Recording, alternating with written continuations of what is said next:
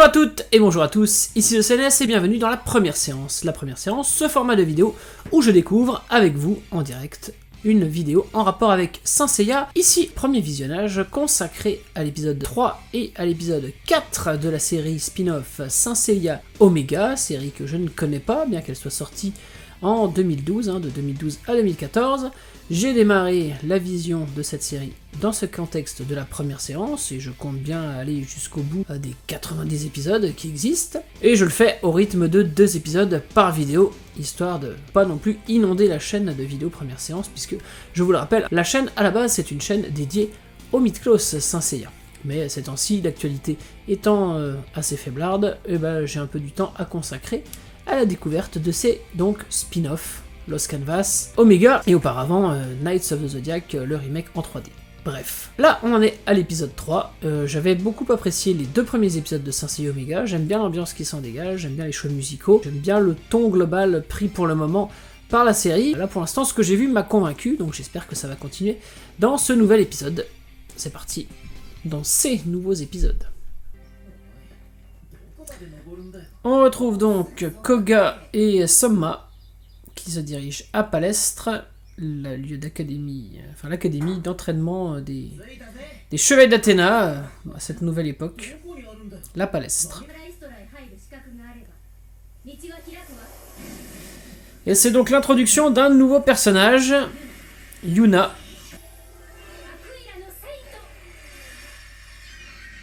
Donc, chevalier de l'aigle. Alors du coup ça veut dire quoi? Qu'elle a pris l'armure de Marine? C'est donc un chevalier d'argent? Et l'armure n'a absolument rien à voir avec celle de Marine du coup.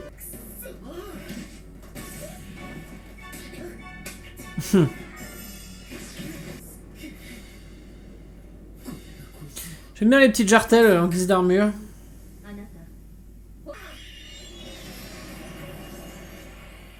Ah, on n'a plus droit à l'animation de mise d'armure comme on l'avait dans les 2 premiers épisodes. Et ça ressemble fortement à la silhouette de Geki, ça ses habits civils. Et celui, c'est Geki. Ça fait plaisir de retrouver une ancienne tête de la série d'origine, bronze mineur, Geki de l'ours, qui du coup j'imagine est devenu un professeur dans cette université. Ah oui, c'était le prologue. La loi du masque, le sein du vent fait son entrée. Donc c'est très européen, ces 2 corps.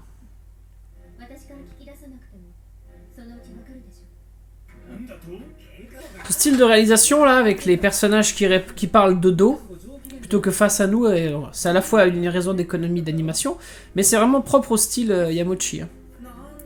Et la plupart des réalisateurs et des membres du staff sont soit des adeptes de Yamauchi, un des grands réalisateurs de la série d'origine, et notamment en charge du Tenkai d'Abel et des 13 OAV Hades Sanctuaire. Et carrément ce style de plan, je vous ai déjà dit dans la vidéo précédente, de filmer d'autres, indirectement l'action, de filmer des éléments de décor, plutôt que de filmer directement ce qui se passe, ce qui donne du style. Et on voit quand ils font ce genre de procédé, qu'ils reprennent un peu ça à leur compte. Je me demande si c'est le doubleur de Geki dans les OAV Hades. On l'entend pas assez pour que j'ai gardé en mémoire la voix. Mais du coup, est-ce qu'il est connu, lui, le vice-directeur? Est-ce que c'est un personnage de l'ancienne série? J'ai pas l'impression. Non. Non, vu son chara-design, aucune chance. Il a l'air d'être un administratif, tout ce qu'il y a de plus classique.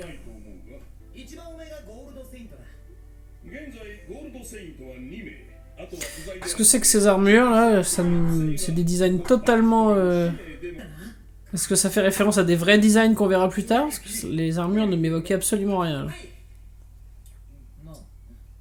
Bon, le réfectoire, clairement, il fait énormément penser à Harry Potter. On m'avait dit que cette partie-là de la série, ça évoquait beaucoup Harry Potter.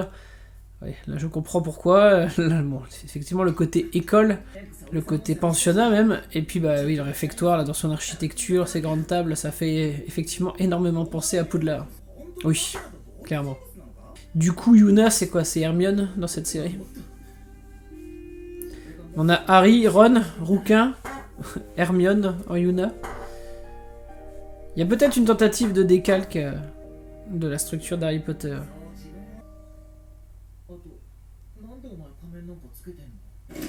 Alors quelque part on peut s'étonner qu'il lui pose la question alors qu'il s'est fait entraîner par Shaina, donc il a déjà l'expérience d'une femme masquée, donc cette question il aurait déjà dû la poser à Shaina. Donc pourquoi est-ce qu'il la pose à elle? Bon évidemment pour introduire la suite, hein, j'imagine, mais... Parce que je sais que ce personnage-là va perdre son masque. Donc en fait cet épisode sert à faire la transition entre les règles de la série d'origine, avec les masques, et puis la nouvelle. Donc voilà le moment où on lui a donné son masque.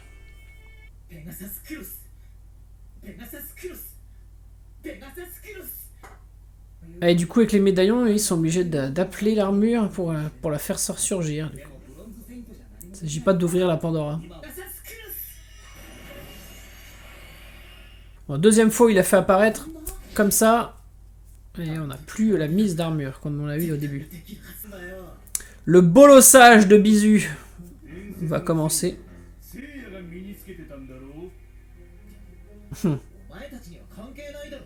Elle était plus classe quand elle appartenait à Seiya, d'ailleurs. Un truc qu'on peut remarquer, c'est qu'ils ont fait une armure qui est à la fois inspirée des V2, mais le liseré rouge sur les épaules renvoie lui à la V1, tel que par Araki. Bon, le rythme est beaucoup plus posé hein, dans cet épisode. Je pense qu'on n'aura pas de grosses bastons. Ah, et nous avons les étoiles principales de la constellation de Pégase qui sont nommées. Ce qui est une première dans l'œuvre Saint Seiya, puisqu'à ma connaissance, ça n'a jamais été nommé. Que ce soit dans le manga ou dans la série. Et dans Omega, on nous détaille enfin les étoiles de la constellation de Pégase. Mais elle, du coup, c'est un chevalier de bronze, du coup. Puisque ici, ils ont précisé que c'était que les chevaliers de bronze qui s'entraînaient. Et visiblement, c'est une élève. Donc l'armure de l'aigle a été rétrogradée au rang de chevalier de bronze. Je ne pensais pas que c'était possible que les armures soient rétrogradées.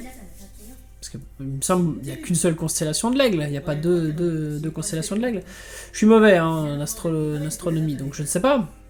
Il n'y a pas grand aigle, petit aigle, comme on a le Eculus, le petit cheval, qui est utilisé dans Santiago justement pour faire écho à Pégase. Là, elle s'est présentée comme le sein de l'aigle. On verra si c'est un peu plus explicité par la suite. Donc son élément, elle, c'est le vent.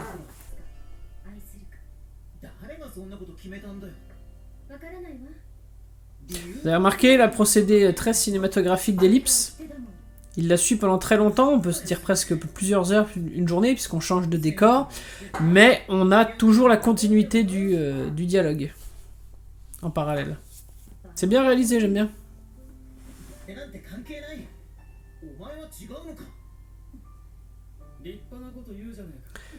Pas très discipliné, hein, ce Koga.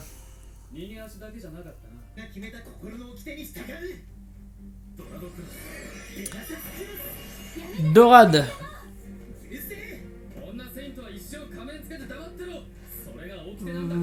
On dirait une armure une écaille de marineur, des petits marineurs.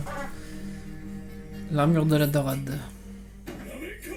Et voilà Geki. C'est le pion en fait. Ah, de côté, de profil, il est pas mal son casque. En plus, il a un petit côté licorne. Blast Typhoon. Son attaque. C'est un peu les techniques à la... C'est quoi, c'est Camille dans Street Fighter ou Chun-Li? Les deux, hein. Plutôt Chun-Li qui fait ça. Qui utilise ses jambes en faisant le grand écart et en pivotant sur elle-même.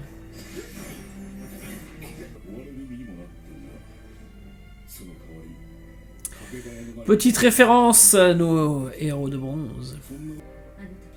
Ce décor là, que j'imagine c'est supposé être le sanctuaire, mais il fait très penser dans sa structure carrée au temple d'Hadès dans Elysion.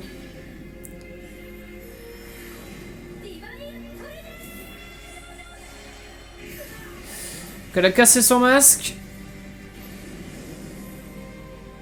C'est elle qui l'a cassé ou il l'a cassé suite à l'attaque? Non, j'ai eu l'impression que c'est elle qui l'avait cassé.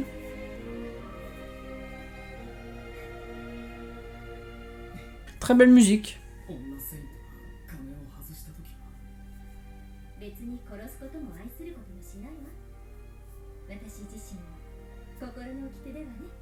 C'est tout?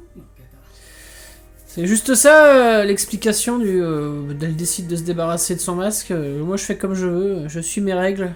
Elle a soi-disant vu l'étoile d'Athéna, mais bon, s'il y a des règles à un moment donné, c'est pas pour... D'autant qu'on voit que d'autres camarades, elles, gardent le masque. Donc ouais, elle est rebelle, mais elle va pas être punie pour ça. À suivre. Donc un épisode plutôt sympathique. Hein, la tension retombe un petit peu. J'aime assez bien le personnage de Yuna de ce qu'on en voit, même si la façon... la justification... moi j'ai décidé d'enlever mon masque et de suivre ma voie. Voilà. Oui, pourquoi pas, mais par contre... j'espère qu'il y aura un tant soit peu de conséquences, ou quelque chose en tout cas par rapport à ça, que ça va pas juste être une réplique balancée pour expliquer qu'elle a plus de masque, parce que on peut pas se défaire d'une règle comme ça, imposée dans la série d'origine, importante, et le balayer comme ça d'un revers de main. Voilà. On enchaîne avec l'épisode 4.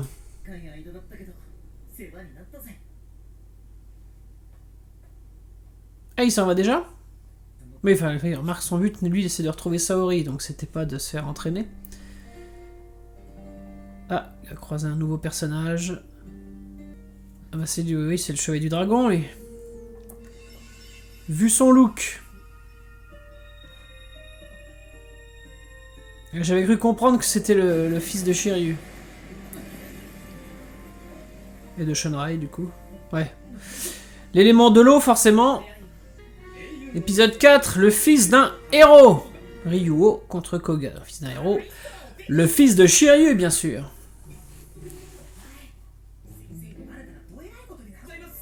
Ah oui, ils ont besoin des armures pour contrôler leur élément.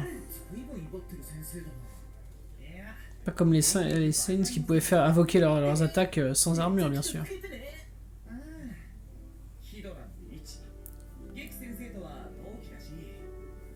Hehehe.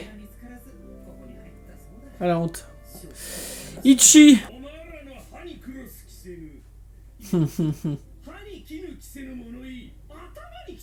Lui, pour le coup, c'est son doubleur. Avec son inclination à aller dans les aigus, là. Bon, à nouveau utilisé comme un personnage comique, hein. Et là, c'était la réplique de Shun. Yapari Moko Koretandane. C'est la réplique de Shun à Iki, la plus souvent. Petite référence.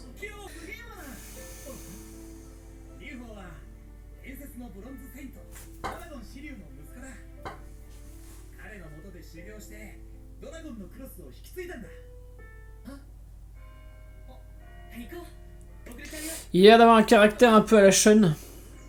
Très enjoué, très naïf. C'est pas un Shiryu bis. Très souriant, très guilleret. Georges. Ok, oui, bah oui, c'est un Shun. Donc Ichi, lui, est resté chevalier de bronze de l'hydre. Et il est toujours en formation parce qu'il n'arrive pas à acquérir les nouvelles compétences liées aux éléments. Ils n'ont pas du tout expliqué pourquoi ça a évolué en ce sens pour l'instant. J'espère qu'à un moment donné dans la série ils le feront.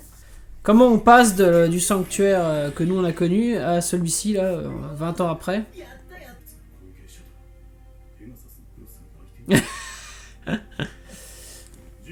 Ah bah oui, forcément. Quand tu récupères l'armure d'un héros emblématique, la pression...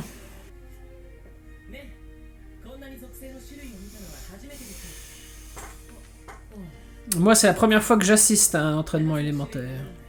Terre, l'eau, la lumière et les ténèbres.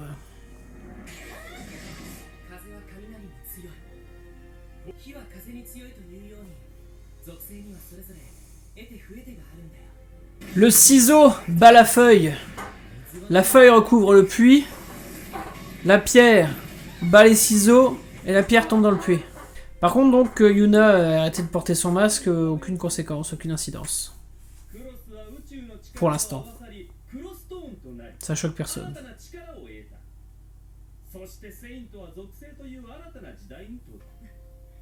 Ouais, il fait vraiment très Shun. Dans la douceur du regard, dans le chara-design qu'ils lui ont donné. C'est vraiment un mélange entre Shiryu et Shun.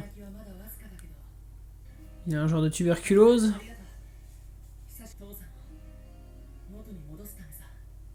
Ah.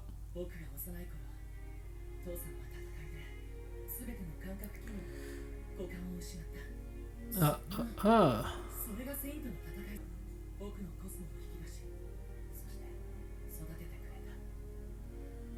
Là, ça explique pourquoi Shiryu n'est plus actif. Et il n'utilise que son 7ème sens, ouais.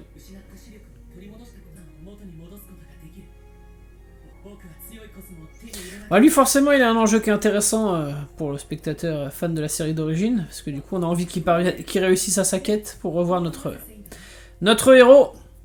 Le mien, en l'occurrence. Bah ouais, encore une fois, hein, c'est comme l'épisode d'avant, il y a une bonne ambiance, on prend son temps pour instaurer les personnages, c'est beaucoup de vie quotidienne. C'est assez agréable de revenir à ce genre de rythme, où c'est vrai que si on... Imaginons qu'on fait la continuité avec la série Saint Seiya d'origine, passer la première partie du Sanctuaire, ensuite c'est qu'une lignée de combat ininterrompue, avec des nouveaux enjeux, etc. Et c'est assez plaisant de retomber dans un... Même si là on nous a fait 2 épisodes, les 2 premiers épisodes montraient les enjeux directs, et là maintenant on se pose, et on a un quotidien, on dépeint du quotidien et des relations entre les personnages, c'est assez plaisant. On va dire que c'est un peu mou, mais l'ambiance est bonne, il y a la musique, l'interprétation des comédiens, les personnages, et on se laisse porter. C'est assez agréable. Bon, du coup, ça fera des vidéos, je pense, assez courtes, parce que je parle pas beaucoup, je me laisse porter. Et du coup, pour rythmer ça, ils nous mettent des duels. Mais voilà, c'est des duels juste pour jauger sa force, il n'y a pas trop d'enjeux, en fait. Bon, là, on va nous faire un rappel du combat Pégase-Dragon du début de la série, le combat cultissime, j'imagine. En tout cas, le professeur a l'air d'être au courant de ça, puisque le fait qu'il réfléchisse à ça, ça a eu l'air de titiller quelque chose chez lui.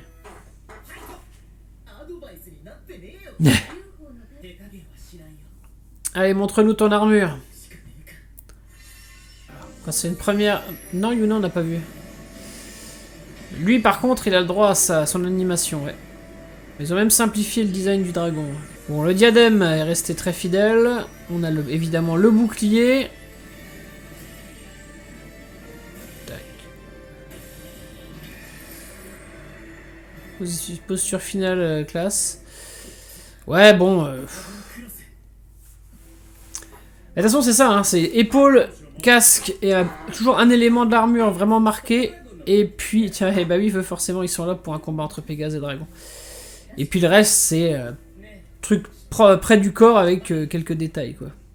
Très très simplifié. Eh oui, c'est une façon de rappeler et de réparer. Et il a pas été bafoué l'honneur de ton père, voyons. Ça m'étonnerait qu'il t'ait raconté ça comme ça. La volonté, c'est la force de Seiya. Hein. Donc...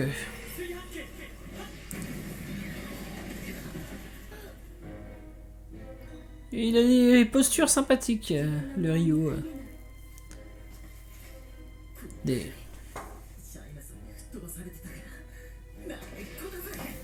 Il fait pas les attaques de Shiryu, lui. Ouais, je suppose qu'il va faire un Shoryu à un moment ou à un autre. Le bouclier du dragon.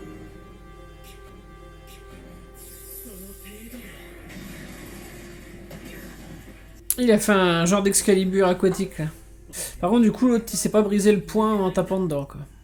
J'ai l'impression que la notion de résistance des armures aussi va être un peu flottante et floue dans cette série. Ça va avoir beaucoup moins d'importance. Ce que j'aime moins. Senkoken. Ah, une nouvelle attaque qui fait appel à son élément, du coup. Une boule de lumière.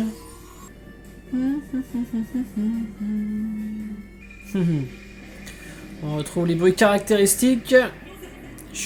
Shoryuha. J'ai eu peur qu'ils arrêtent l'épisode là-dessus. Il l'a vaincu du coup.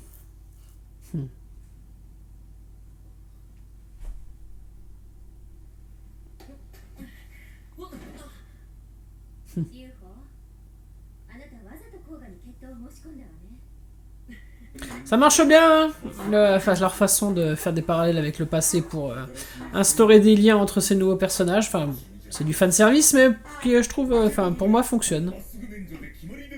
Le caractère de Geiki évoque un peu celui d'Aldébaran. Hein. Ah ouais, un tournoi, ça y est.